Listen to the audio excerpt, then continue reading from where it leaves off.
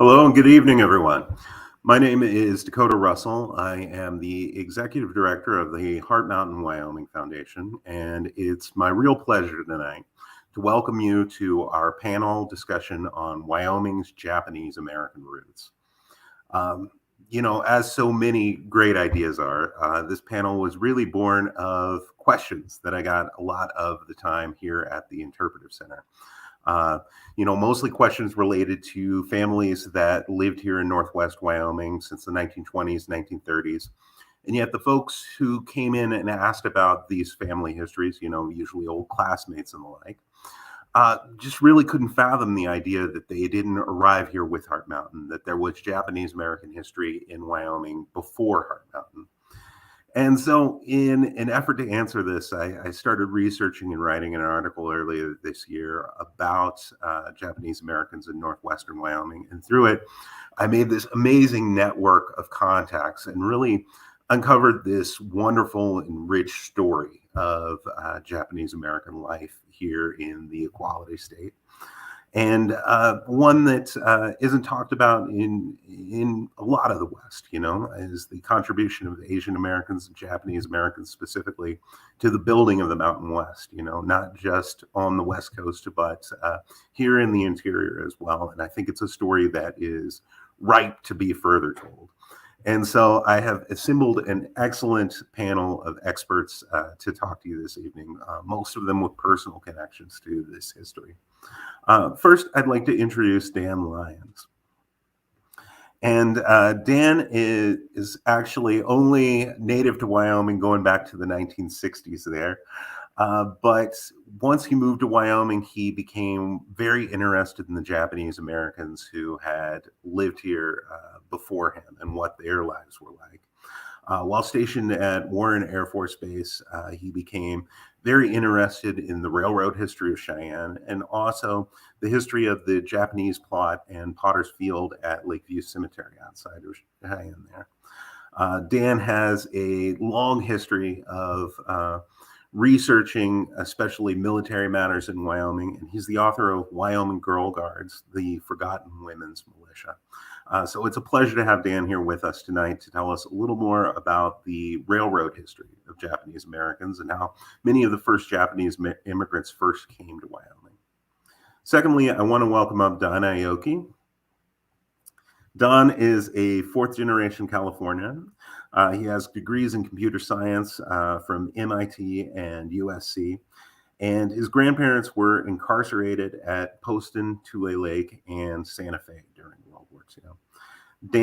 Don is very involved in a number of humanitarian and social justice efforts, including the Poston Community Alliance, Defy Ventures, and Habitat for Humanity.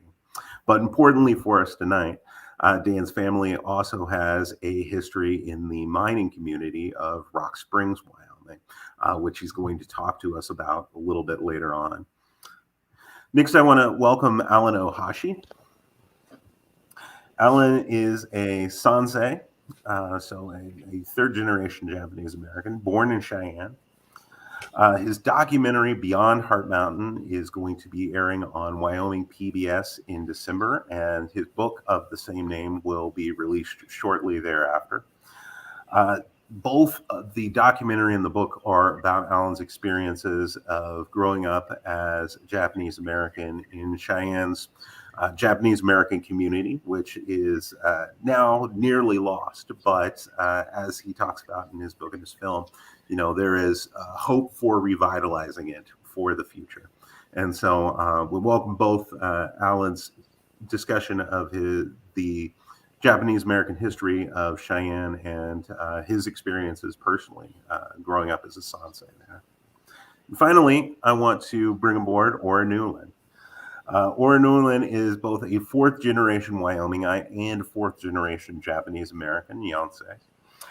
She is an educator and speaker. She serves as the secretary of the Heart Mountain Wyoming Foundation Board and as a founding member of Suru for Solidarity, the Japanese American Advocacy Group.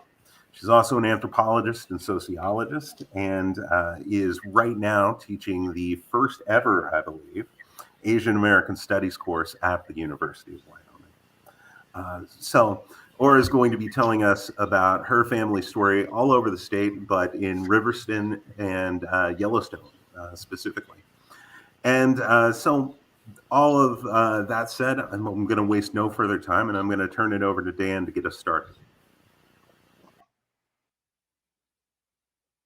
Well, thank you, Dakota.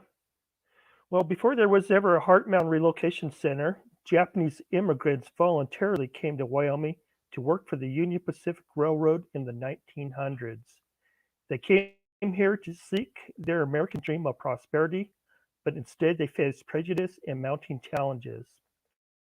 In the next slide, I've identified three factors that contribute to the marginalization of the Japanese immigrant.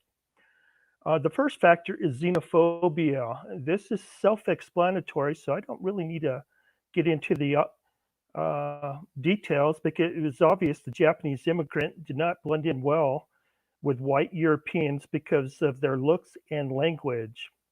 Now, point number two is a little more interesting because organized labor in California originally welcomed Japanese immigrants to the labor market. There was such a positive response to them being in the workforce that in 1872, the California Immigration Board petitioned the state legislature for $30,000 to induce immigration. But by the end of the century, the Japanese fell out of favor and they were a hated commodity because they oversaturated the job market and they worked for coolie wages. And it was a perception that they took white man jobs. Now, the third point, newspapers, they really seized upon this rhetoric about the evils of Japanese labor, which led to bad publicity for the Japanese.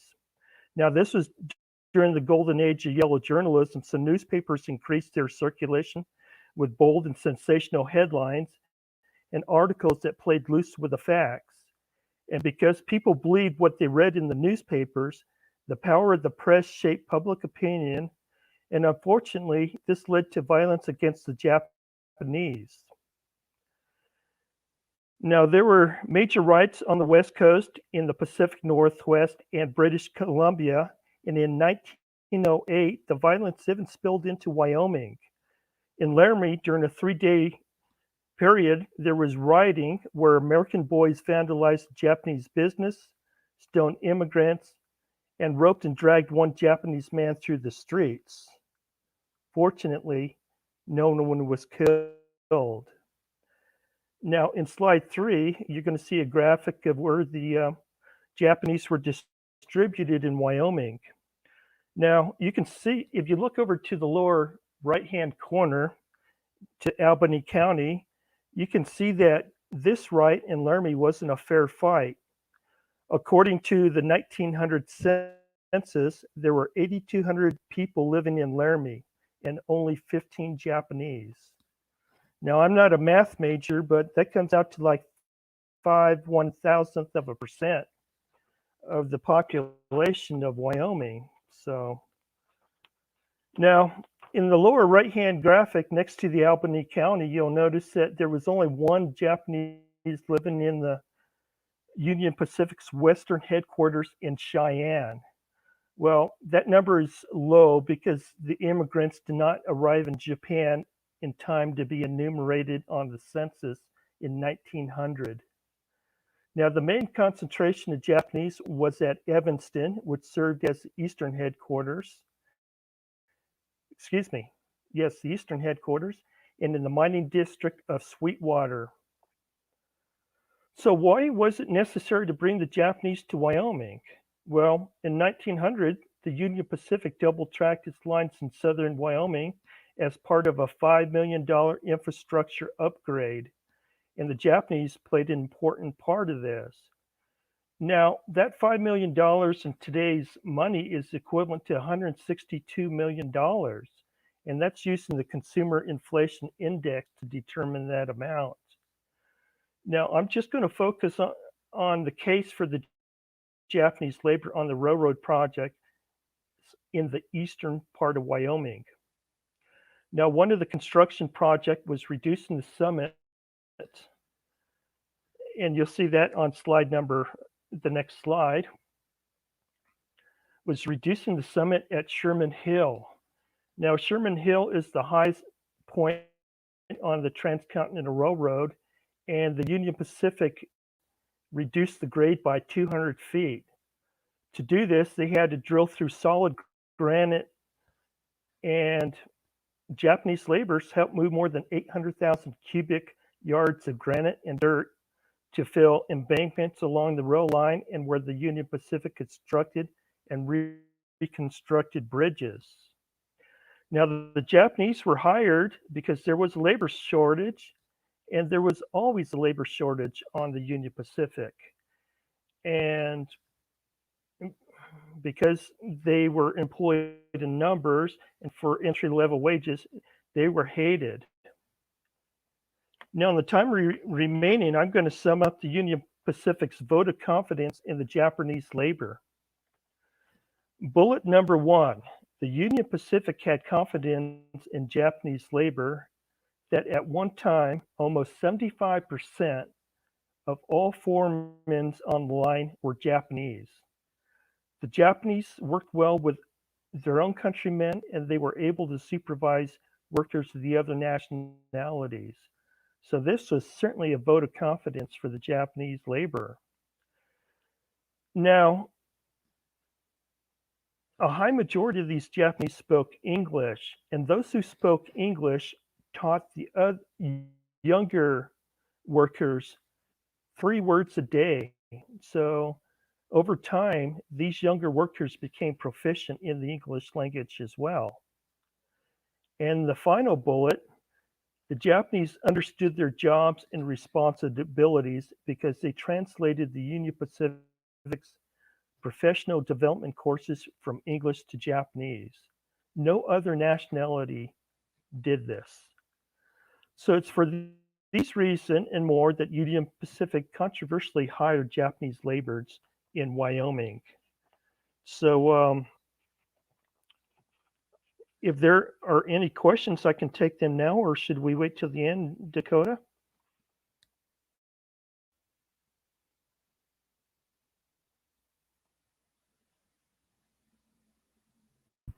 Let's wait until the end, Dan, and let's go ahead and move onward to Don, and then we'll gather everybody up for questions at the end.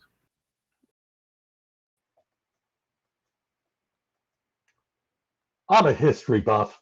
In the last 3 decades, I've been able to discover the untold narrative of my family's experiences in Wyoming at the turn of the last century. My friends know I have an eclectic range of interests, and I can be a storehouse of lots of useless information. I was the only person I knew with an interest in the history of the Union Pacific and the immigrant Japanese who worked for them over a century ago. Growing up in Los Angeles and living in suburban Chicago, Boston, and now the San Francisco Bay Area, I never met anybody who had roots in Wyoming, much less heard of Rock Springs.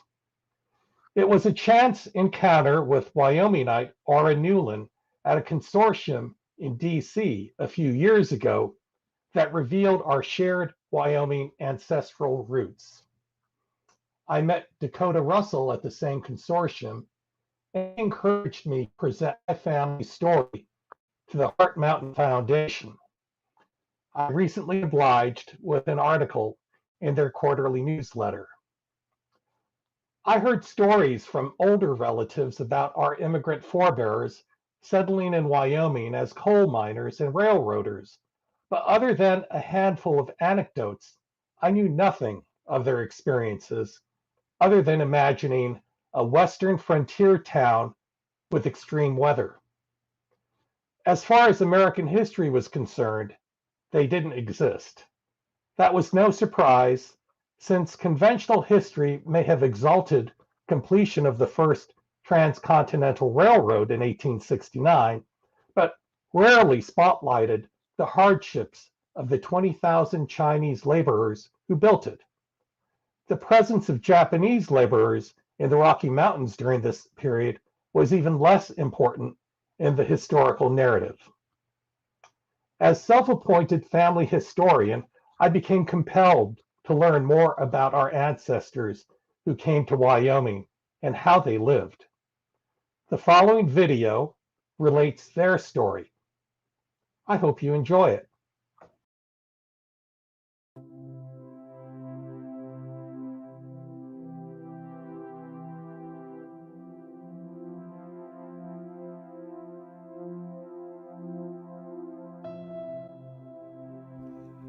"15 members of my family called Rock Springs, Wyoming home during the first 2 decades of the 20th century.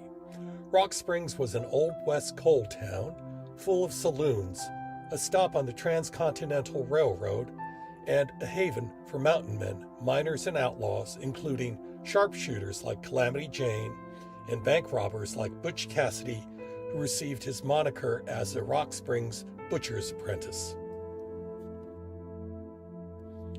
The Union Pacific Coal Company produced most of Wyoming's coal from mines in Sweetwater County around Rock Springs. After the Transcontinental Railroad was completed in 1869, thousands of Chinese laborers lost their jobs. Many flocked to towns like Rock Springs to work in the mines. As bachelors, the Chinese accepted living in large groups to save on rent, allowing them to live on lower wages. White miners attempted to unionize, but their strikes were repeatedly broken by Chinese who were willing to work for lower wages. In 1885, resentment and race prejudice erupted into mob violence, the Rock Springs Massacre. The white miners drove out Chinatown's 650 residents, burned it to the ground, killed 28, and wounded 15. In response, the Union Pacific recruited immigrant workers, expecting they would be less likely to organize into unions because of language and cultural barriers. In the 1910 census, Rock Springs had a remarkably diverse population. With fewer than 5,800 inhabitants, the town had attracted immigrants from 56 nations, as well as Union and Confederate Civil War veterans and formerly enslaved African Americans. The first Japanese arrived in 1892 to work on the Union Pacific Railroad and in the coal mines. By 1907, there were 383, including 6 women and 4 children. My relatives were among them. Many ethnic groups lived in their own enclaves. The Japanese lived in Jap Camp, where drinking, gambling, and prostitution ran rampant. The cinema showed Japanese movies. One former resident recalled knowing only 5 men who didn't gamble and 1 who didn't drink. The last residents left in 1964.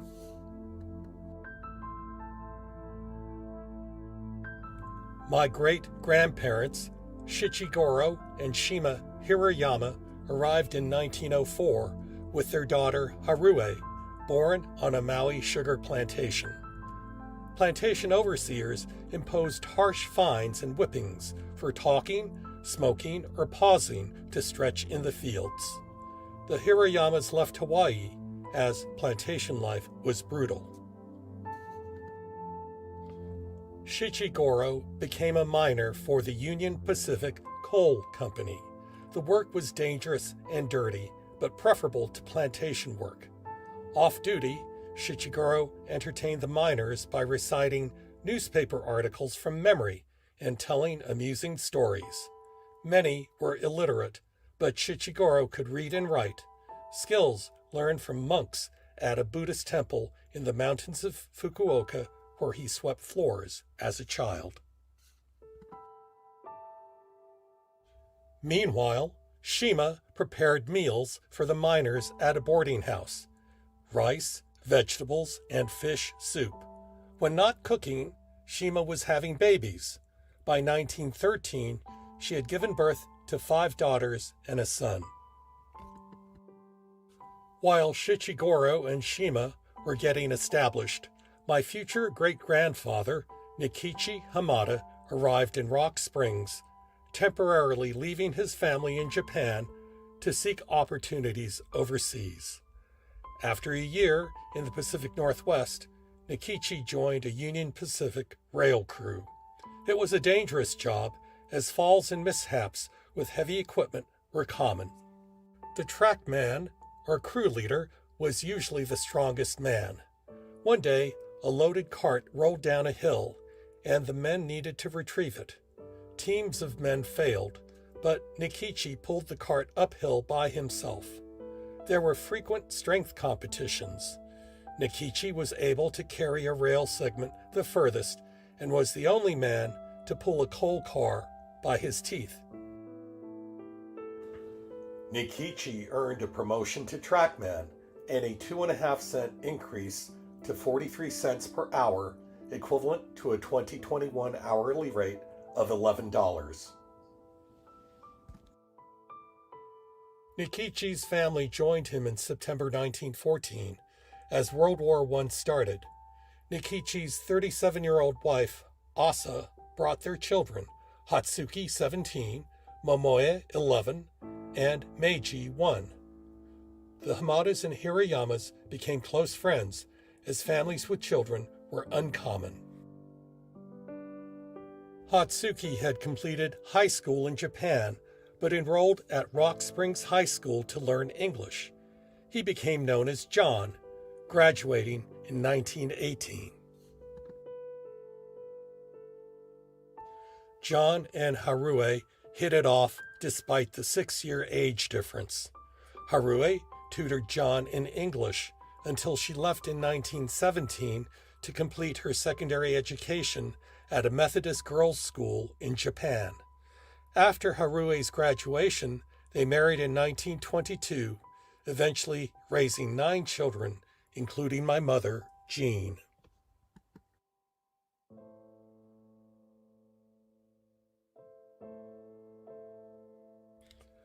John worked as a Union Pacific paymaster, delivering payroll to the miners.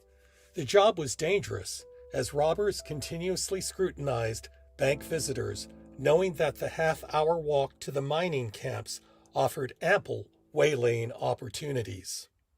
One snowy day, John noticed a suspicious man shadowing him after retrieving payroll. He retraced his snowy steps and hid behind a large boulder. John observed his stalker brandishing a rifle, reaching the end of John's footprints and looking perplexed before withdrawing. John had avoided an ambush. On another occasion, as John approached the bank to retrieve payroll, a robber burst onto Front Street, clutching money bags. At that same moment, the sheriff was across the street, exiting a saloon. In a flash, the sheriff drew his 6-shooter and gunned the man down. Asa, not knowing English, communicated by pantomiming with the town grocers. When she wanted eggs, she would squat down, flap her arms wildly, cluck and mimic depositing an egg. Among children, she was a memorable storyteller, adept at telling Japanese ghost stories. In 1916, Nikichi's brother Gojiro arrived from Victoria, British Columbia. Tragically, his 21-year-old wife died in Canada 7 months earlier. Gojiro decided on restarting life as a coal miner and adopted the name Frank. Dapper and handsome, Gojiro was a ladies' man who loved to sing. As the second decade of the 20th century drew to a close, circumstances drove the Hamadas and the Hirayamas to leave Wyoming. In January 1917, Asa gave birth to a son, Hideo, during one of the coldest winters on record. Despite her efforts to keep him warm, Hideo died within 11 days. A year later, 5-year-old Meiji succumbed to diphtheria as the first cases of the global Spanish flu pandemic emerged. With the end of World War I, coal demand plunged. The pandemic sidelined workers and employment fell.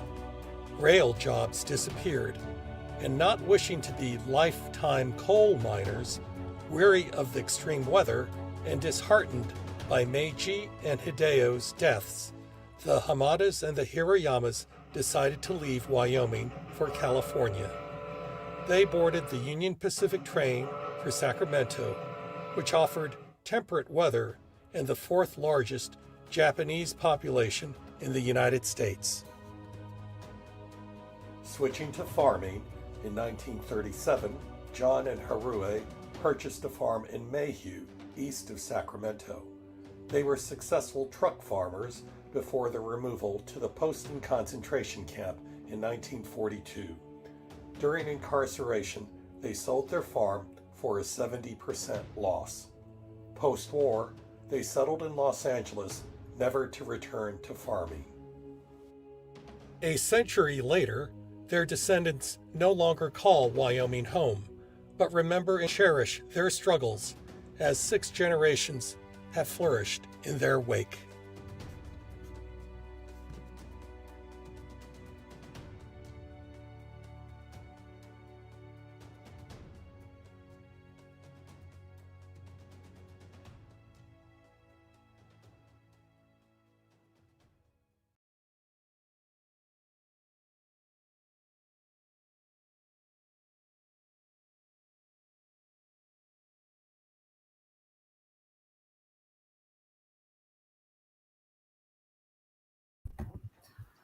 All right, thanks so much, Don. I want to welcome next Alan Ohashi to talk about Japanese American life in Cheyenne. Welcome, Alan, and you can go ahead and unmute whenever you're ready.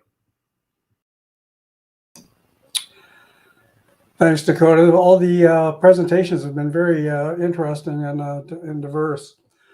I'm going to talk a little bit about, I wrote a book and made a movie, and these few slides are just sort of the high points about more about the history of the Japanese neighborhood in Cheyenne. You can move on to the next slide. I've chosen to look at the history and with 2 perspectives. One is about historic preservation, and the other is about historic placemaking. And both of those are kind of technical terms, but historical preservation has to do with preservation of buildings and structure based on architectural significance of an area. And the historic preservation was the aspect that sort of was the inciting incident for me to be involved or get more involved in learning about the history of the Japanese community in Cheyenne. And as such, the other part is historic placemaking. And that's about sort of reimagining a community or reimagining a neighborhood based on the history and past cultural presence. And the idea there is there may not be a physical presence of buildings or people, but there are the stories that are linked to the neighborhood. And so my 2 projects are basically sort of a meld between historic preservation and historic placemaking. Then move on to the next one. As Dakota mentioned at the beginning, I'm a Cheyenne native. I was born there in 1953, and my sister came along 2 years after. And we were, kind of raised in the wake of World War II, and my parents wanted us to become, the model minorities and not make waves and really blend in. So we wouldn't have to be afflicted by the prejudice that they faced while they were in Cheyenne. This is a picture of my neighborhood, all the neighborhood kids. There's a guy across the street named Mr. St. Clair, and he always made arrangements for field trips for the neighborhood kids to go to various places around Cheyenne. And this was a field trip that a bunch of us took to the Plains Dairy in Cheyenne. And after the tour, we were all given popsicles. If you can move to the next. This was a slide that was going to be a newscast that I happened to catch on Cheyenne TV. that was my one of my high school classmates from East High School, and he and his brother and he and his family have a car dealership called Deneen Ford Mercury that's located in downtown Cheyenne. And they had purchased they had gotten out of the car business and were trying to redevelop and reposition the properties that used to be their car lots. And John was appearing before the City Historic Preservation Board asking for a demolition permit for a building at 509 West 17th Street. And turned out that that building was the last building standing in the Japanese neighborhood. The Historic Preservation Board decided, and was a good decision, that the building was, architecturally insignificant, even though it was the last building standing in the neighborhood, but it was cost prohibitive really to rehabilitate it and reuse the building. So the Deneens were allowed to demolish the building with the proviso that they provide a history of the neighborhood. And that's how I became involved.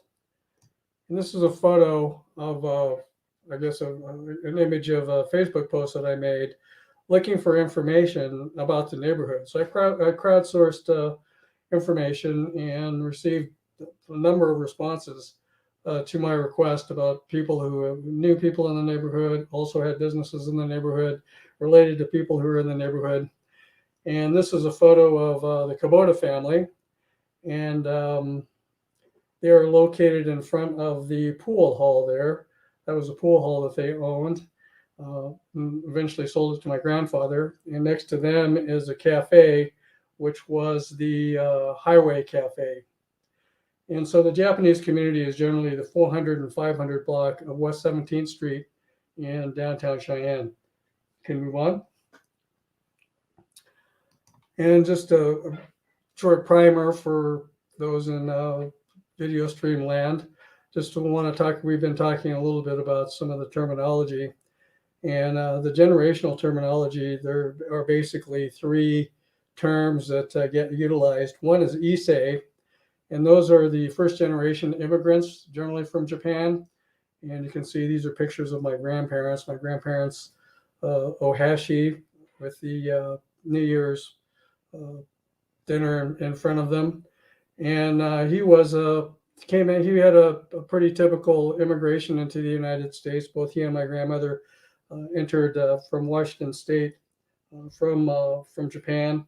He was a farmer and very well known in agriculture in the Seattle, Tacoma area in Washington. Won some awards for innovations in farming.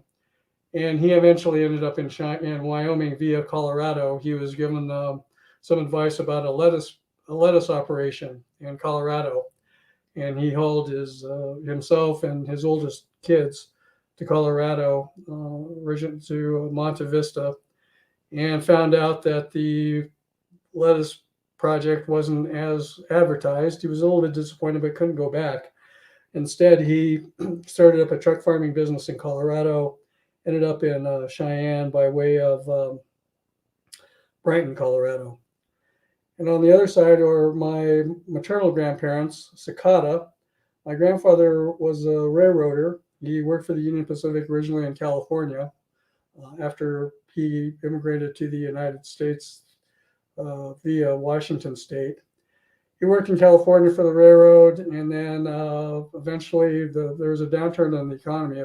That's why I was interested in taking Don's brain a little bit about railroad history. But anyway, there was a downturn in the economy around the early part of the 20th century. He went back to Japan and married my grandmother, who was there.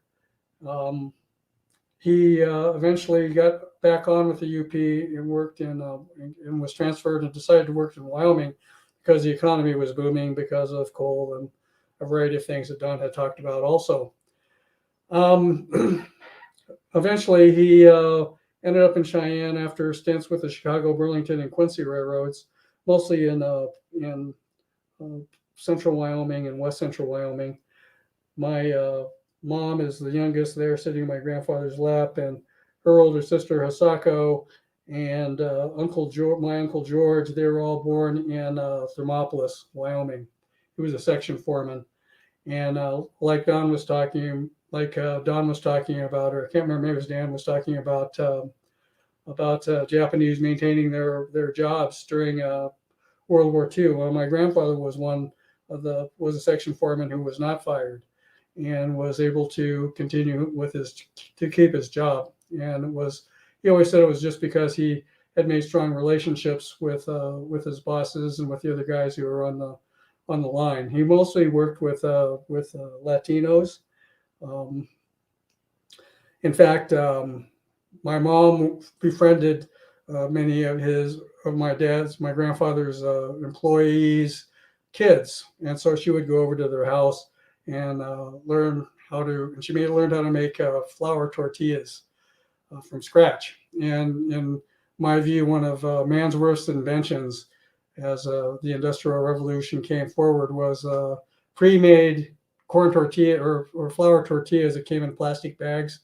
After those came out, we never had, she quit making flour tortillas for us. All right, next we can go on to the next slide. This is the Nisei generation. Those would be my parents. And Nisei were Japanese who were born in the United States. These are my parents, Frank and Sumiko.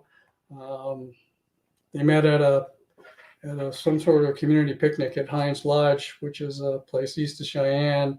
My dad worked 40 years for the Coca-Cola bottling company in Cheyenne and Laramie. My mom was a homemaker and stay-at-home mom. And eventually, when they moved to Laramie in 1973, she went back to work and retired from the University of Wyoming and embarked on a fairly successful art career. She was a well-known watercolorist in Southeast Wyoming. All right, let's move on to the next one. And my generation are Sansei. I think all the people who are on the slideshow were on the panel today are Sansei. That's their generation. I was born in Cheyenne, as I mentioned. That's my sister, Lorinda, and myself. All right, so let's move on to the next. So I'll go a little bit through the geography of the Japanese neighborhood on West 17th Street. And it generally extended from Pioneer to Cary on the up and down streets between us. Well, and those would be the 400 and 500 blocks of 17th Street. And these are pictures of downtown Cheyenne looking up and down 17th Street from Pioneer and Cary. Let's go on to the next slide. One of the first businesses in the community was the rooming house at 509 West 17th Street, which was the subject of the City of Cheyenne Historic Preservation Board hearing. And its most notorious use at the end of its life was as an adult strip club bookstore.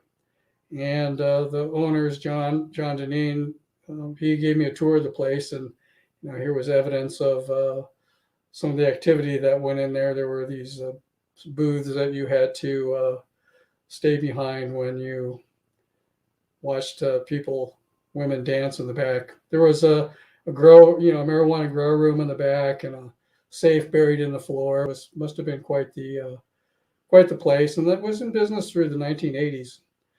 It was originally, though, not owned, but there was originally a boarding house there that was operated by Mrs. Yoshio Shuto. And she was very prominent in Cheyenne Japanese history. She came to Cheyenne by way of Nebraska and set up this boarding house. She was very entrepreneurial and was quite the cook and prepared great meals for her boarders in the boarding house. So let's move on. Next to the City Cafe, actually the boarding house was right across the street from the City Cafe, and right across from there also, I showed the picture before, which was the pool hall that was first owned by the Hosokawas at 516, and the Kubota family bought it from the Hosokawas. They sold it to my grandfather, who is pictured there queuing up the 8-ball. I mentioned that he immigrated to Japan and lived in Washington and ultimately Ketchikan, Alaska. And I think he was some kind of like petty criminal. I think he was, puzzled pool and did odd jobs and eventually ended up in Washington State in agriculture. That pool hall wasn't really allowed in there when I was young. I would occasionally get to go around with my dad when he went around to restock all the Coke machines. In fact, you can kind of see a Coke machine on the side there by the jukebox. And I always had to kind of stand outside and wait so I wouldn't be exposed to the scarlet women who would be frequenting pool halls in our community. All right, let's go to the next picture. This is the City Cafe, which is right next to the pool hall. And this is Mrs. Shuto's nephew, Tommy Shuto. And he came over when his aunt had to go back to Japan for health reasons and for other family reasons. And she got sick over there and never came back. The City Cafe was quite the gathering place for the Japanese community. It was kind of like reverse discrimination or reverse segregation, because all the Japanese prepared to sit in the front of the place, and all the white people like to wander through the kitchen like the Sopranos, I guess, and go eat at the big tables in the back. And it was kind of Americanized Japanese food with like chow mein, egg foo young, pork noodles, teriyaki steak. So Tommy Shuto had that sort of Western flair on Japanese food. There wasn't sushi, there wasn't ramen, there wasn't those kinds of food. There was just Japanese comfort food. And there's only one place I've ever found that was similar to that, and it was the 20th Street Cafe in Denver, right across from the Buddhist temple, and they went out of business because of COVID. And as the Japanese community declined, the City Cafe was they held on until maybe the early 1970s, and went through several iterations and ended up moving to another location a couple blocks away. And you can see down there, it's now still in business. It's a Pan-Asian restaurant called the Dynasty. And actually, I've never been in there. Let's go on to the next slide.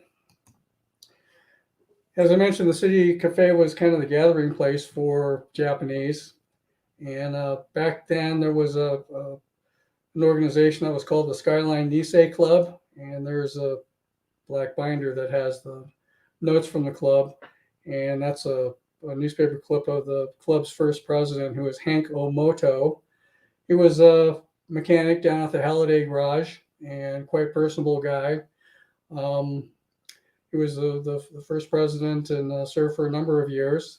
How I knew him, my grandparents, my grandmother worked at the City Cafe, and afterwards she quit there and started up her own cafe, which was a similar cuisine, but on the South Greeley Highway in Cheyenne, called the Highway Cafe.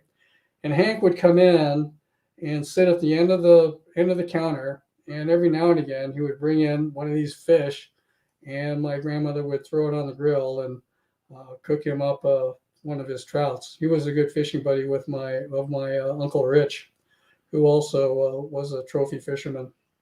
But anyway, more generally, the Japanese community met there for various activities. On Friday nights, they had the Skyline Nisei sponsored the samurai movie night in the front. So all the women and the kids were up there watching silent movies, and in the back, there were private card games and screaming and yelling and lots of scotch being consumed. And I don't know if there's a card game called Hana, which is like gin rummy, but only with these hard cardboard cards that have pictures of flowers on them, and they would be. It's a very animated game, and you would hear these cards smacking down on the table with with a clap when people would get their proper runs of cards. So I watched many a samurai movie there at the City Cafe. Let's go on to the next slide. One of the more prominent activities that happened in downtown Cheyenne was when a panel of Japanese judges came to town in November 1950. In the meanwhile, the Skyline Nisei Club had acquired a property which was nearby the City Cafe, and this was all the Issei and Nisei who were in town, and they entertained the judicial representatives from Japan at this dinner, and it was sponsored by a guy named George Guy, and he was a local attorney, and he had the distinction of being the defense attorney for General Yamashita, who was tried for war crimes after World War II. I think from what I've read, George Guy put up a very good defense for his client, but nonetheless, politics got in the way, and he was found guilty and hanged. All right, so what's next? Another business in the neighborhood was the Californian Fish Market that was at 422 West 17th Street. And it was originally owned by a family called the Matsuyamas. They owned it for about 20 years, and they sold it to my shirt tail uncle and aunt, the Kishiyamas. The reason I say that is their daughter, Jean, married my uncle, Jake, and he had a very successful printing business called Pioneer Printing in Cheyenne. And they had and the Kishiyamas had a big presence, long presence down in downtown Cheyenne after they got rid of the fish market. Next slide.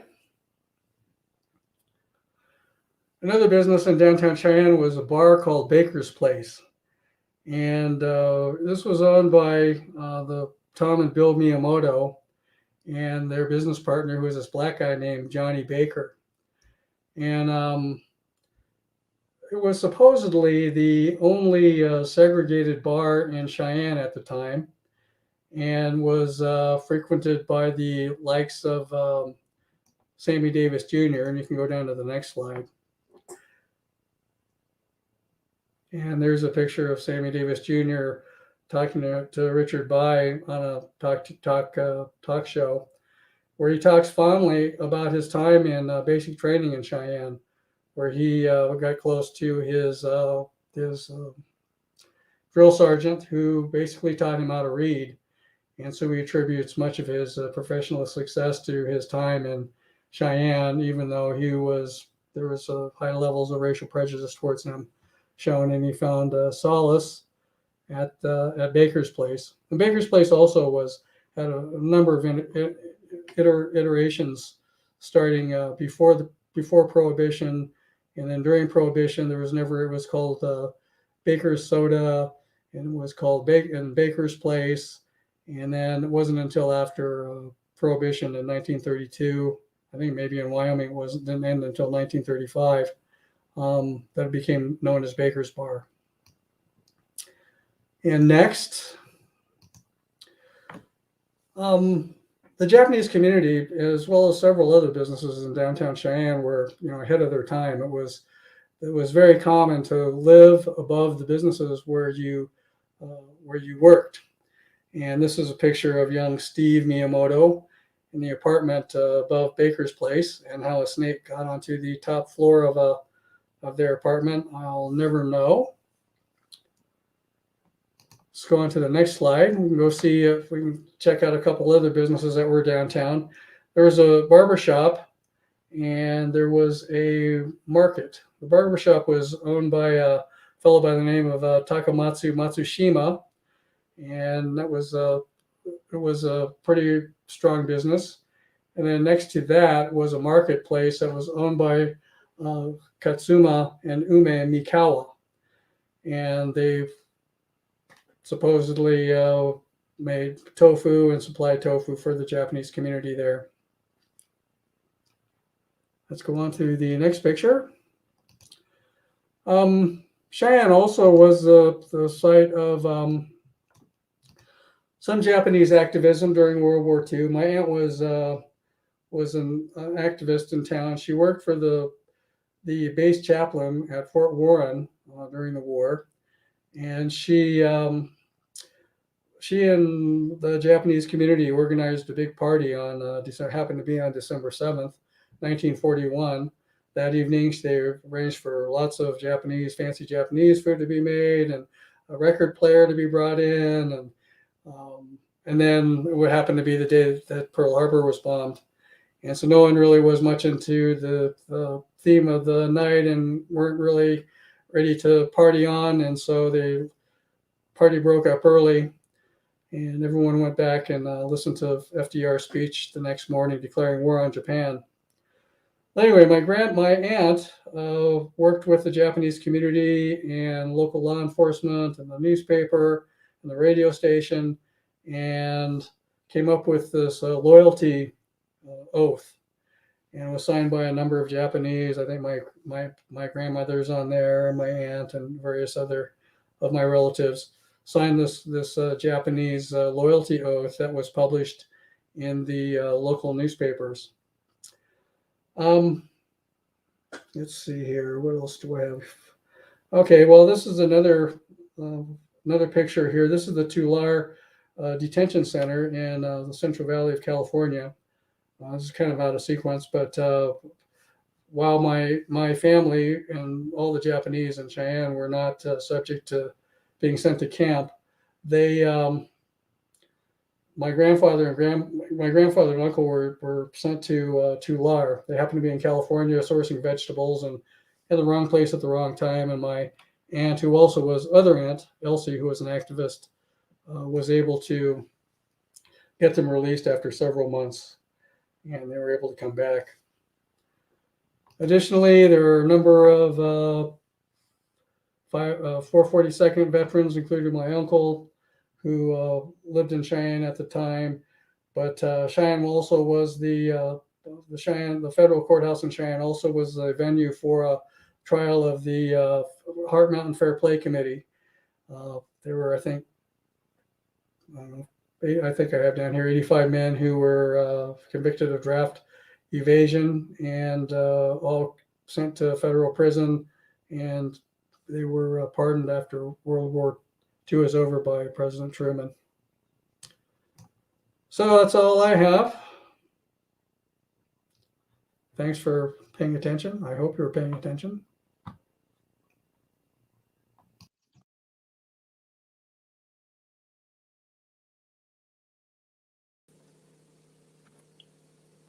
All right. It looks like I'm up. There we go. So, hi, everyone. Again, my name is Ara Newlin. I will correct Alan that of our panelists tonight, I am not Sansei. I'm Yonsei, which is fourth generation. So I'm really glad that Alan gave us the definitions of the generations and how we speak about the generations in the Japanese American community. So I'm Yonsei. Was born and raised in Riverton, Wyoming, which is in the center of the state. But as Don mentioned, I also have really deep roots in the early Japanese American history in Wyoming. So I love coming after the presentations that you've heard already tonight, because they give so much context for the stories of my own family, and it actually helps me understand my own family's history a lot better. So this is a picture of my grandma and grandpa. They were Nisei, second generation Japanese Americans, and both of their parents, the parents on my grandpa's side and my grandma's side, were among those early immigrants from Japan to Wyoming. And so there they are with their Wyoming football helmet, showing their Wyoming pride. I'll start by sharing a few stories from my grandpa's side and then go to my grandma's side. So Grandpa George, his parents, his father and his uncles came to southern Wyoming. So they were around Superior, Rock Springs, Green River area. And they were, the uncles were in the coal mining business. Actually, they were, I think, some of the managers of the Superior coal mine very early on. My grandfather's father, my great-grandfather, started off in the coal mines, but then, as far as we can tell, he quickly moved into the laundry business. Can you go to the next slide, please? So he started into the laundry business, and one of his early ventures was actually in Yellowstone National Park. I'm not sure exactly when he was there, but I think it was maybe around 1915, 1916. And here's a picture of his laundry tent that he set up in Yellowstone National Park, like right around Old Faithful, which is, you know, they would never allow that now. But he was, you know, he'd heard about the tourist trade and thought all those tourists need their laundry done, those fancy tourists. So he went up and spent a summer catering to tourists' laundry in Yellowstone, which is pretty amazing. And I love that we have a picture of him in his tent. I think that's probably him in the middle with his dog. Next slide, please. And here's another picture of him back in Superior, Wyoming, back in southern Wyoming after that summer in Yellowstone with the same dog there. But this is a picture of his wedding ceremony. So his wife Toku came over from Japan, married in Seattle, and then they had this wedding celebration in Superior. And even here you can see that there are a lot of Japanese American faces in the picture, but also some white faces. And I think Dan was talking about how the press and newspapers were really antagonistic toward a lot of the Asian immigrants at the time, which makes me very pleased to share with you this wedding announcement in the Rock Springs Rocket newspaper, not actually for this wedding, but for the wedding of my great-grandpa's older brother back in 1908. This was from the Rock Springs Rocket in 1908. I'm just going to read it to you. My sister, who's actually writing a book about our family history, dug up this wedding announcement, and it's so fabulous that I just have to read it. So it says, Mr. C.N. Tsunada, that's my great-grandfather's older brother, who is proprietor of the Japanese store and boarding house at Superior, and who left for Seattle about 3 weeks ago, arrived in Rock Springs this morning in a considerably happier mood than upon leaving. On the 15th of June, Mr. Tsunada was married at Seattle to Miss Sawa Tsunada, who had just arrived from Tokyo. And this is what accounts for his glad smile. Mr. Tsunada has a flourishing business at Superior and readily makes friends with those whom he comes into contact with. Although we know little of the bride, we dare say Mr. Tsunada has chosen a worthy one and join in wishing them happiness and continued success. So other than that being kind of a hilarious wedding announcement, I find it really heartening that would have been written by a white journalist. And so even back as far as 1908, that a white journalist would report on this wedding of a Japanese immigrant in such kind of loving and friendly terms was really wonderful. Next slide, please. So this is the Tsunada family in Green River, Wyoming in 1922, where the laundry business has now been formalized. This is Green River Hand Laundry and Dry Cleaning. And the little guy on the tricycle on the bottom left is my grandpa, George Tsunada. So I'll switch now to the other side of the family and just give you a very quick snapshot, because their story is similar in a lot of ways and different in a lot of ways to the other side. So next slide, please. This is my grandmother's side of the family, the Matsumura side of the family, with Rokuzaimon coming over in 1906, straight to Wyoming again to work on the railroad. And she came over to be married in 1915. Next slide, please. And so they had their family. He was a section foreman on the railroad. And so they moved along the tracks all across southern Wyoming and into northern Utah as well.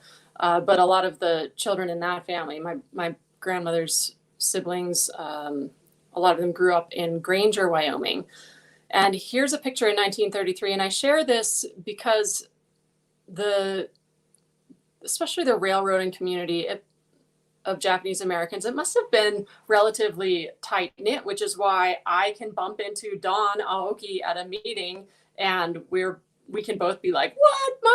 My relatives were railroaders in Wyoming too. And I'm sure that they knew each other. They must have known each other. They were here at the same time in the same area. And I have another connection here with my friend Stacy Kageyama, the Kumagai family and Kageyama family. I think both families were in Wyoming as well. And we sort of discovered each other online. And the more we got to talking, we realized that my great-grandmother had delivered Stacy's mother. My great-grandmother was a midwife. Her husband was a railroader and she was a midwife. And it turns out she delivered Stacy's mother. And this is a picture that Stacy had of her mother, her aunt, and her grandmother on the left, and my great-grandmother and my great-aunt Bunny on the right. So it's just amazing to discover these connections and then find photographic evidence of, their friendship at the time. Next slide, please. So the Matsumura family actually left Wyoming before the war, not long before the war, I think in the late 30s. My great-grandfather retired from the railroad and moved the family to Hollywood, California. And here you can see the picture of their market, which he called the Wyoming Market in Hollywood. And ironies of all ironies, when Pearl Harbor was bombed, the family was actually sent back to Wyoming. So they were forcibly removed and sent to Heart Mountain. Next slide, please.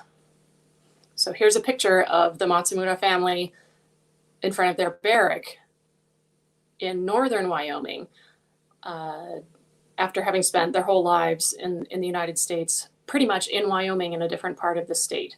So although I'm sure it was a devastating time for them, as it was for most everybody who was forcibly removed, I like to think that there must have been a little bit of comfort to them knowing that they were coming back to Wyoming. Next slide, please. In the meantime, the Tsunada family was still in Wyoming, and a couple of others before me had mentioned that all of the Japanese American workers and Japanese immigrant workers were fired from the railroad. This is a headline from the Rock Springs Rocket in 1942. And so it's amazing that Alan's father, I think you said, Alan, your father was not fired. So there are so many interesting stories to share and to learn about. How was it that he made it through and the others were fired? Amazing. Next slide, please. So years later, my grandmother and grandfather eventually met right at the beginning of the war, actually, and got married right before my grandfather went off to Europe to serve in the 442nd. My grandma spent the war years in Rock Springs or Green River, I think. And then they ended up settling in Logan, Utah. But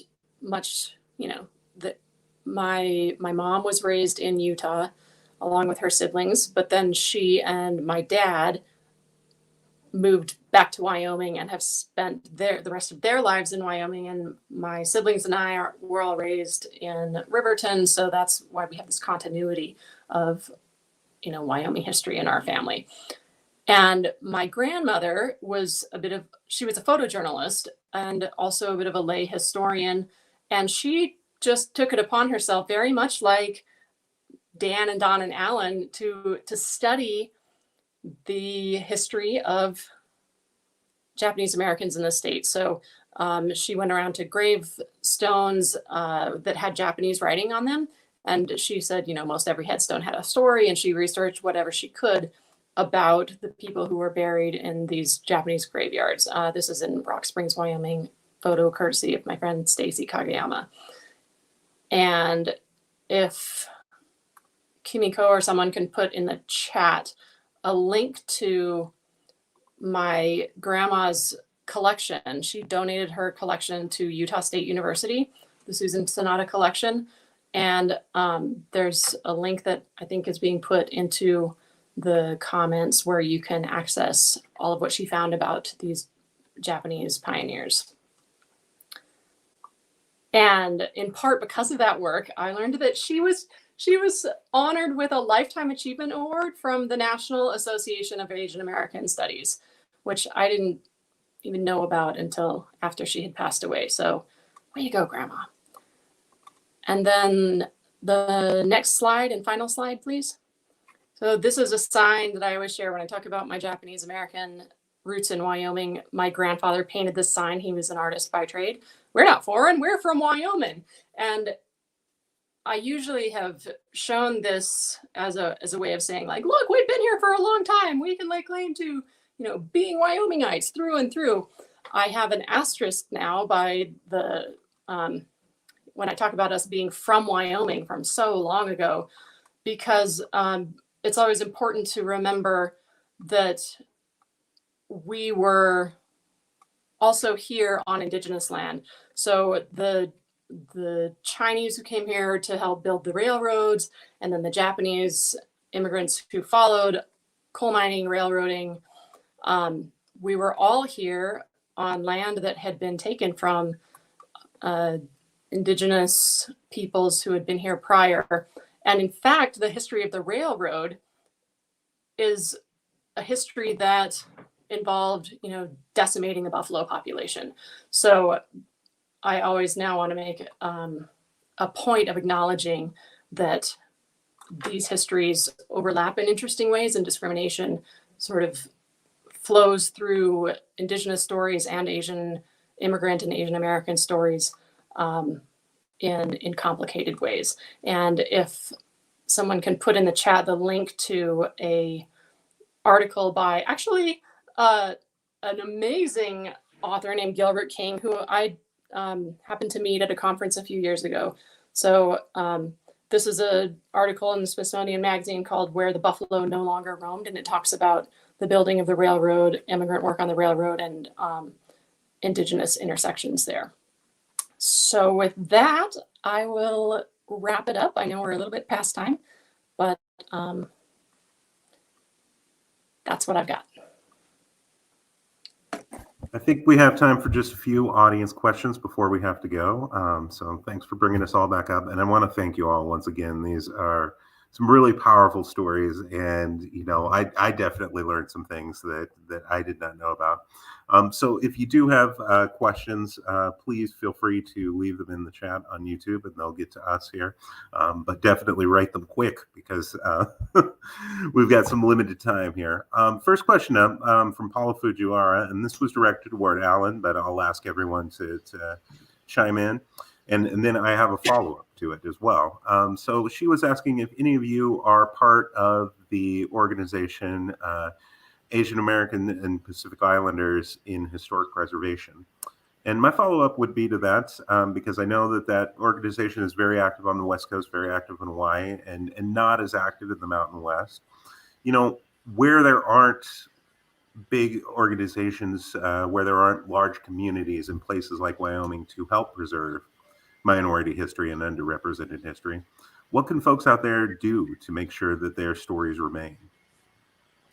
And Alan, I'll open it up with you and then open it up to everyone else. Well, I think we have found this little core of people who have more in common with one another than we ever imagined. And probably if we sat down and visited for about 5 minutes each, you know, the typical Wyoming thing, we will all have lots more in common than what we previously thought.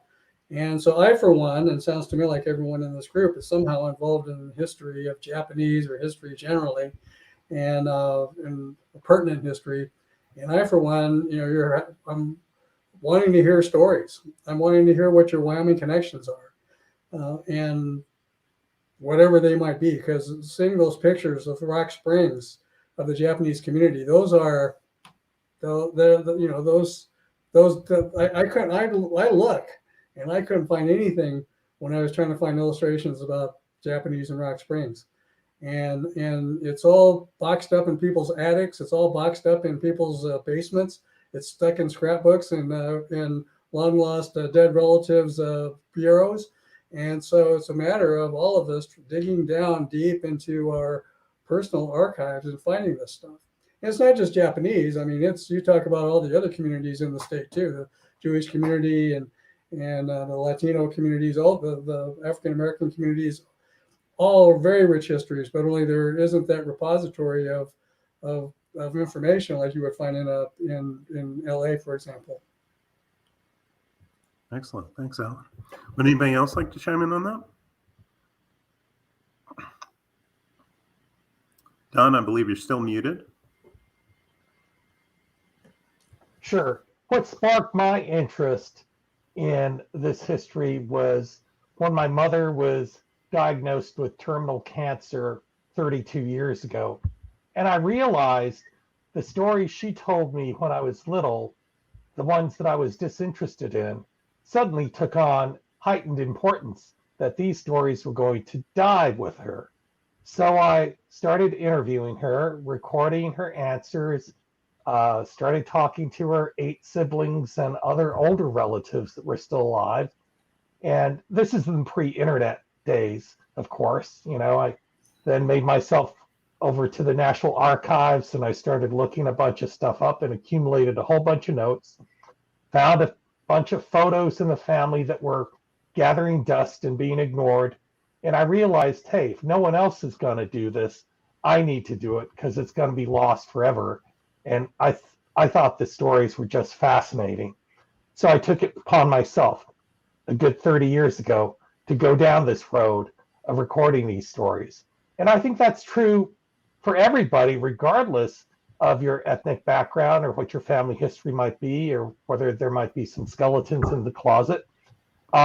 Younger generations have a curiosity about what life was like for people that lived in earlier times.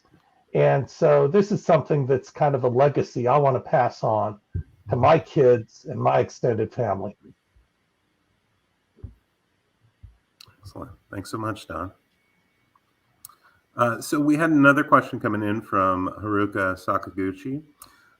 And the question was, for Alan, how was Tommy Shuto's City Cafe seating arrangement received by the wider Cheyenne community? Well, the West Cheyenne is one of those parts of town where, you had to know about it, or you had to not be scared of it to go over there, because it just wasn't the Japanese. It was that on the west side where all the kids who went to Central High School went to McCormick High School, and that was the diverse school in town, west side. And so it was a matter of already being kind of socialized about that. And so the people who went from the white society or the white culture, they often had businesses that were downtown. And because it was kind of that reverse segregation I mentioned, is that they would come in large parties for lunch or an office party for a holiday, and so the only place where they could be seated and all together would be around those big tables in the back room.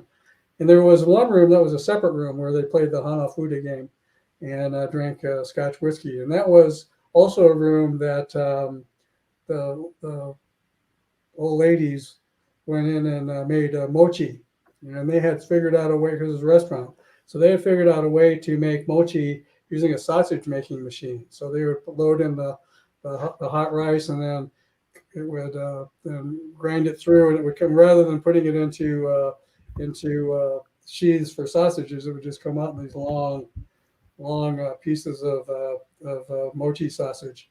And so it was also a gathering place for that kind of activity as well when the restaurant wasn't open. So let me follow up with this, Alan, and then I'll ask Dan also to comment on this from a labor perspective with the railroad as well. Is one of the things that you referenced in your presentation was the Denver's 5 Points neighborhood and the cafe down there, and the 5 Points is really interesting because it had such an integration of Black and Japanese American residents that really lived together and worked together and celebrated and were a community together. And do you feel like that existed within Cheyenne, where there was, a much smaller minority population, and even the minorities within the minorities were much smaller, And then, and particularly West Cheyenne. That's my dad's family grew up over there. His childhood home was right across the street from some of those boarding houses that were listed in the Green Book for safe places for African Americans could stay. And so that part of town particularly was more diverse. But then my parents, we lived kind of on the gateway to the south side, just kind of in a quasi redlined area. And the school district changed the boundaries for my school. And so if I would have had to go to what my mom considered to be one of the rougher schools, Alta Vista School at the time, was kind of an urban school. And so they actually moved us to stay in the same school district. And so my family ended up being living in the suburbs. And so there was that picture of the kids in front of the Plains Dairy. It was my sister, me, Billy Sheba, Bobby Sheba, and that was it out of the whole Cole subdivision. And so that was the express purpose, for us to not have to grow up on the west side and with Latino kids and with Black kids. We were specifically moved so you would have this sort of middle class suburban lifestyle, and I regret that at one level, and so now here I am at the end of my life, basically, and trying to figure out how to undo all that and raise more awareness around issues of assimilation. Dan, let me ask you to chime in on that again from a labor perspective, thinking about the railroads. There aren't generally you would generally have Chinese immigrant crews and so forth. There's not necessarily enough Japanese immigrants to form a whole crew. Did minorities kind of band together within the crews? They did if you were a particular nationalities. They kind of congregate with people that have similarities to them. I would say probably the only nationality relationships were probably the Greeks and the Japanese. They seem to have a very cordial relationship with each other. And I do want to make a comment about something that Alan said. Historically, the west side of Cheyenne has been a seedy area. I mean, you had the red light district, and it was a very diverse neighborhood. And I actually grew up on the west side, and I went to school with many different nationalities, and I didn't understand what prejudice was until I got into high school. We were at a track meet we passed through Lusk, Wyoming, and everyone's staring at the blacks on our team, and it's like, what's going on here? So growing up on the west side, it was more community centric. Excellent. And here's something really interesting. The Japanese community, there was an actual Japanese community on railroad property, but if you look at any of the maps or records, there's no proof that it ever existed. Where was that? Was that on 15th Street? No, you're talking about 10th Street, 11th Street, and 12th Street. Oh, that was right where I lived. So basically on 12th Street? You lived on 10th, right? East or west? I was on 10th Street, yeah. Okay, east or west is central. I'll have to get together with you and show you the map. Interesting. Yeah. You should mention the Japanese Greek connection, because in the Cole edition, with that that eventually ended up being a Greek and Japanese neighborhood. All my neighbors were Greeks, and there were the Kubotas, who I talked about. They moved just up the street, and there were a couple other Japanese families that moved in amidst the sort of Greek migration into the neighborhood, which was kind of made our neighborhood kind of weird. Right, and I had Greek neighbors as well. So, Laura, I wanted to ask you a question. While we've still got a little bit of time here, that I think Alan and Dan kind of set us up for really nicely here, which I imagine that a lot of our viewers from other parts of the country, in particular in the West Coast, where there's, larger Asian American communities, wonder about is, what's it like being Japanese American in Wyoming in 2021?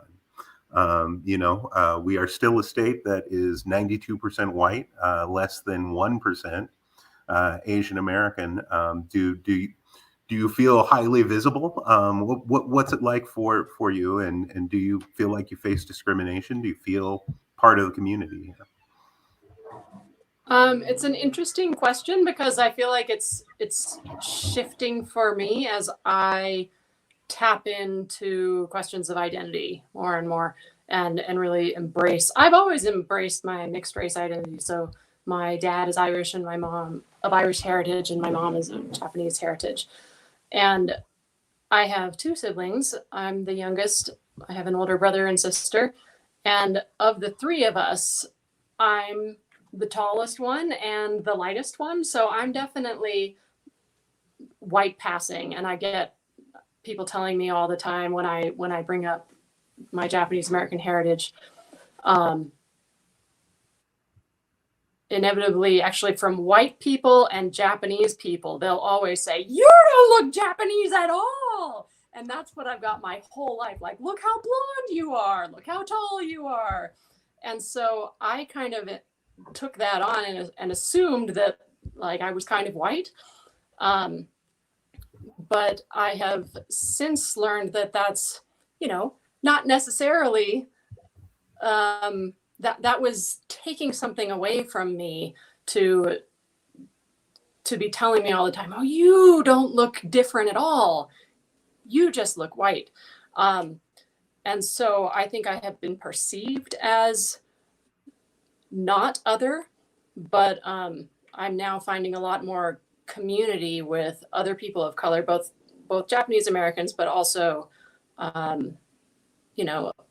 I've found it really enriching to connect with my Black friends, my Indigenous friends, my Latino friends. And in fact, in my family, we've always been a little bit more Latino than Japanese. All of us speak Spanish. We've traveled a lot in Central and South America. Most of, the people in my immediate family have lived in Latin America. So there are interesting sort of ways that we have navigated otherness in our family. And now, especially since the shootings in Atlanta and with COVID and all the anti-Asian hate that's coming up in terms of the racialization of disease, at the same time that in my family, we're really like embracing our Japanese American heritage more and being more public about it. It's interesting to feel a little bit more isolated and othered in Wyoming than maybe my siblings and I felt growing up, if that makes any sense at all. Sort of a rambly answer. Well, one of the things that's always fascinating about to me about your sign there, the "We're not foreign, we're from Wyoming," right? Is for one, it's such a Wyoming thing, right? Those of you who have not been to Wyoming, we have the buffalo or the bucking horse on everything. Next to Texas, we probably have the most state pride, and so it's not unusual to see that in any way. But on the other hand, my heart hurts a little bit when I see it, because I'm like, here's somebody who has to go out of the way to say they're not foreign, and to be able to express that Wyoming pride. And I think it's something that that you see when you read about the Nisei reactions. A lot of people in their oral histories will talk about, we feel really accepted within this community and so forth and so on. And then he'll go on to talk about the racism they experienced, but then brush it aside and then go back to, but we feel really accepted. So I'm interested in your families. Do you have, stories like that? How did you process some of the, racism, discrimination that you may have encountered living in, what can be sometimes an environment where you stand out?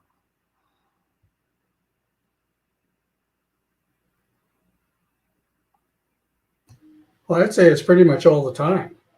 And, if you're a Jewish person and you go into a bar on St. Patrick's Day, you can belly up to the bar and no one thinks twice. I walk, I'm Ohashi, so I celebrate St. Patrick's Day. And so I walk into a bar on St. Patrick's Day and what are you doing here? And so it's, maybe it's just me. I walk into a Starbucks and, people say, look, what are you doing here?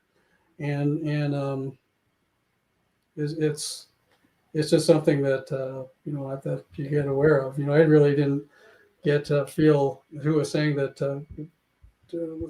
Dan was saying something about not really noticing anything until he got older. Well, the same with me. I didn't get followed around the store until I was an adult in Boulder, Colorado, looking at stuff at Macy's and getting followed around. So I didn't really experience it all until I was older myself. Well, folks, I think we are running low on time. I could sit here and pick your brains all night. But I definitely hope this is the beginning of many, many conversations. I think Alan said it best, when we start these conversations, when we start communicating, all of those photos and documents come out of the attic and we start to realize that there are vibrant communities where nobody thought that they were at the beginning. And so I want to thank you all for starting this conversation tonight. And I want to thank everybody who tuned in so much. It's been a wonderful panel, and Tadaima has been outstanding this year, and we're so happy to be a part of it. So thank you to all the organizers, Kamiko and everyone else who's worked so hard to make this event happen. Have a good night, everyone.